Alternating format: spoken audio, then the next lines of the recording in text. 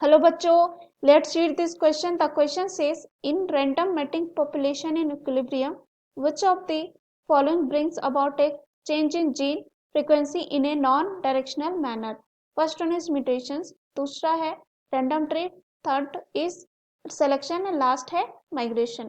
तो इस क्वेश्चन में हमें पूछा गया है कि random mating population in equilibrium, which of the following brings about a change जो है कौन सा यहाँ पे लाता है in gene frequency in a non directional manner. तो आइए देखते हैं इस क्वेश्चन का आंसर क्या होगा। सबसे पहले जो है इस क्वेश्चन में हम बात करते हैं की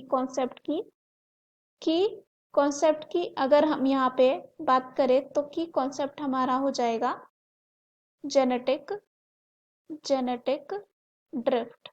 जेनेटिक ड्रिफ्ट क्या होता है? ये जो है एक प्रोसेस होता है और ऐसा कह सकते हैं genetic drift refer to random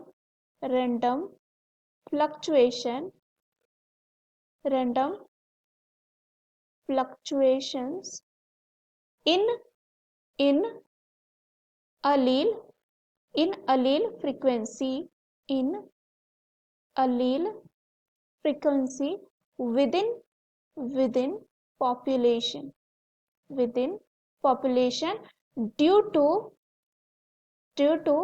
chance events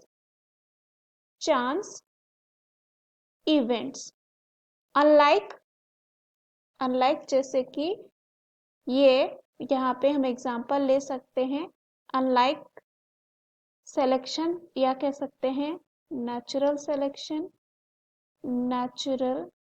selection mutation और कह सकते हैं यहाँ पे माइग्रेशन। ये जो है जितने सारे चेंजेस होती हैं इवेंट्स होती हैं ये क्या होती हैं विच कह सकते हैं ये कॉज करती हैं डायरेक्शनल चेंजेस। क्या करती हैं? Directional changes. साथ ही साथ यहाँ पे अगर हम बात करें कि जो जेनेटिक ड्रिफ्ट या हम जिसे रैंडम ड्रिफ्ट भी कहते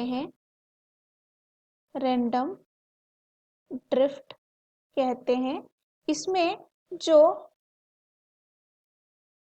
चेंजेस होती है या कह सकते हैं कि random drift causes non directional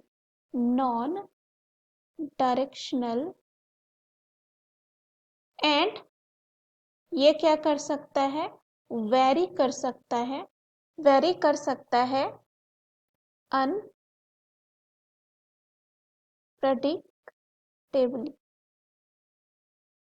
अब यहाँ पे क्या होता है जो रैंडम ड्रिफ्ट होती है इसमें क्या होता है कि ये जो रैंडम ड्रिफ्ट या जिसे जेनेटिक ड्रिफ्ट कहते हैं वो कॉजेस करती है चेंजेस इन allele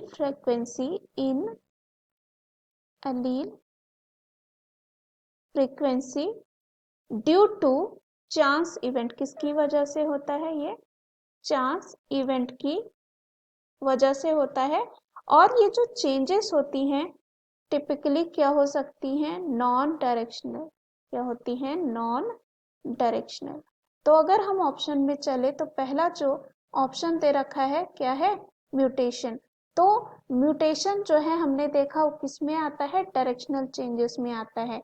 हमें पूछा गया है नॉन डायरेक्शनल मैनर में, तो ये गलत होगा। दूसरा है रैंडम ड्रिफ्ट, तो ये हमारे इस क्वेश्चन का क्या होगा? आंसर। सी है सिलेक्शन, अगेन गलत होगा। डी है माइग्रेशन, अगेन क्या होगा? गलत। So the right answer of this question is option B. Hope you understood it well. Best of luck.